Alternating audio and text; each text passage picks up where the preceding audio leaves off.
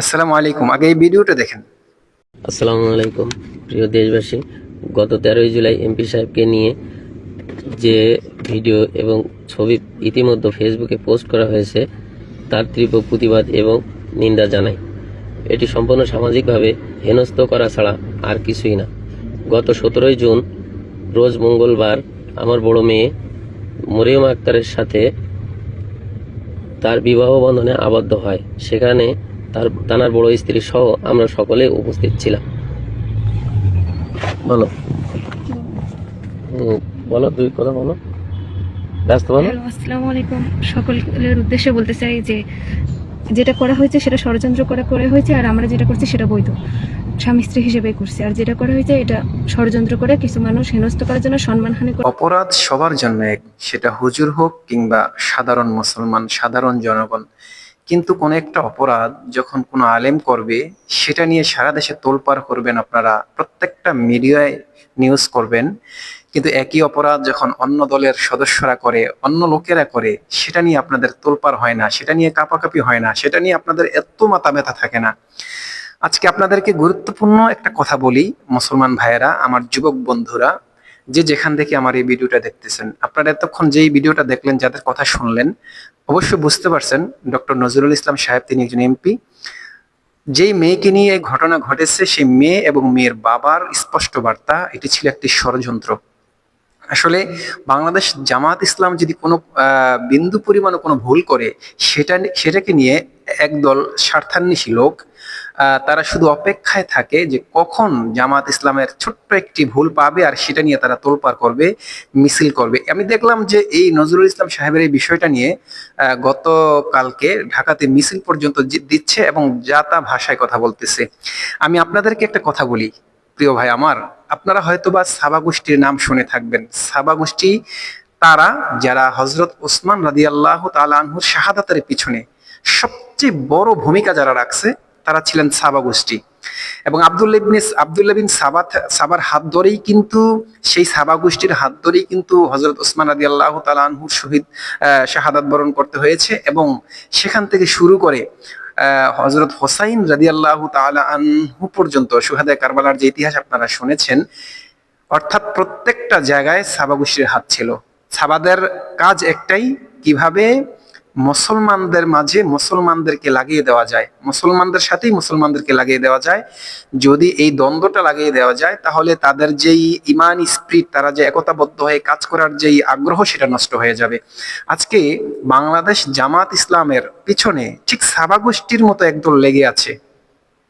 কিছু আছে রাজনৈতিক ভাবে, কিছু দল তো থাকবেই, তারাও আছে।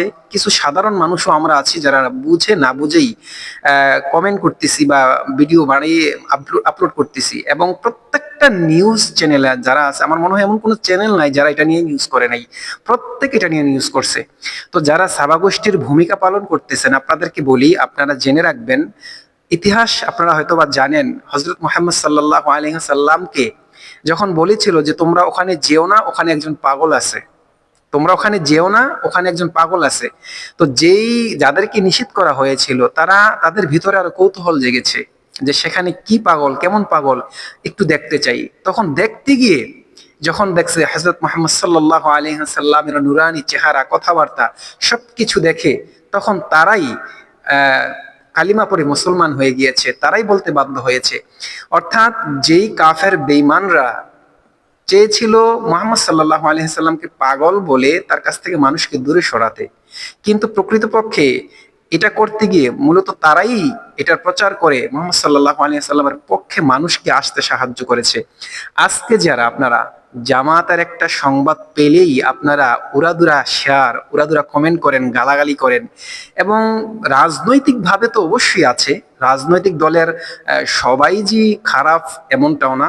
রাজনৈতিক দলের বিএনপি বলেন, আওয়ামী লীগ বলেন, এদের মধ্যেও ভালো মানুষ আছে যারা যে কোনো বিষয়কে সচেতনতার সাথে চিন্তা করে তারা কমেন্ট করেন এবং তারা এটা নিয়ে কথা বলেন। কিন্তু এক শ্রেণীর লোক আছে, তারা শুধু অলওয়েজ শুধু চোখ খুলে অপেক্ষা করে যে কখন জামাত ইসলামের একটা দোষ বের করা যায়, যে কোনো দোষ, সেটা হলে, সেটা পেলে তারা ইচ্ছে মতো ঝাঁপিয়ে পড়ে এই বাংলাদেশের মধ্যে মানুষের মধ্যে একটা আতঙ্ক ছড়িয়ে দেয়।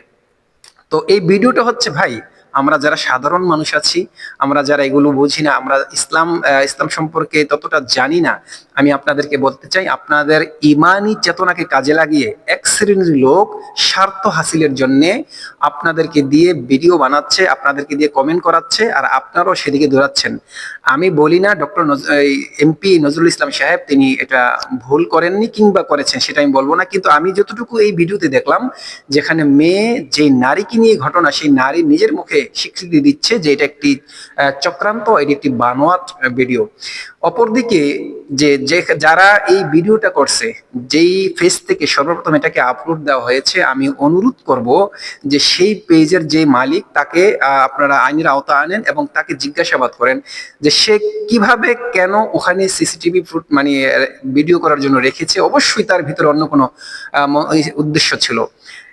আমরা জানি যদিও যে নজরুল ইসলামের যেই ভিডিও বা অপরাধ, সেটার জন্য জামায়াত ইসলামী কিন্তু তাকে বহিষ্কার করছে দল থেকে, এবং তার পদ যেটা সেটাও কেড়ে নিয়েছে।